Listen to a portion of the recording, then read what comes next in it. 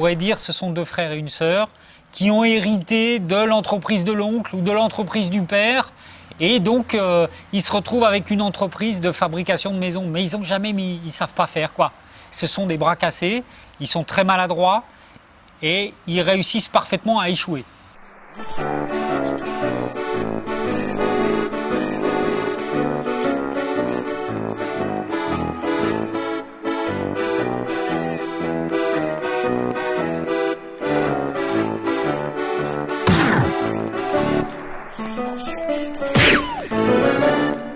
J'ai voulu en parler sur un mode qui est toujours un peu celui de la marque de fabrique de la compagnie, c'est-à-dire comment parler de problématiques ou de choses d'aujourd'hui qui touchent les gens d'aujourd'hui, mais d'une manière décalée pour voir le problème sous un autre angle.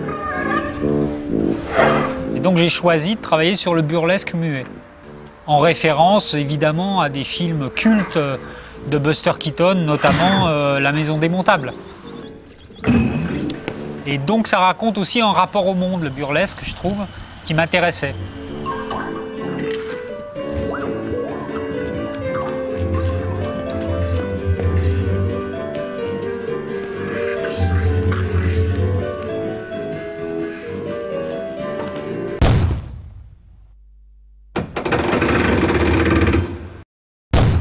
Souvent, ces personnages-là sont dans des situations de chantier, parce que c'est des terrains de jeu, quoi.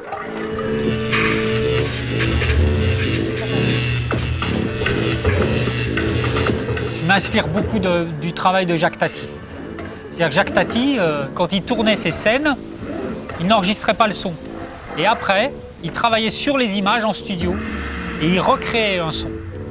Donc il créait ce qu'on appelle un zoom sonore.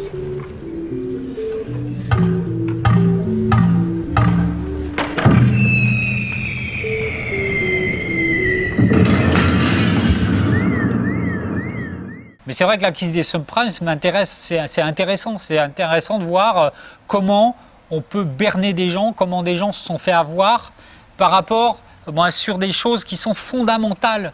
C'est fondamental d'avoir un toit au-dessus de sa tête pour être bien, quoi. L'homme a besoin de ça.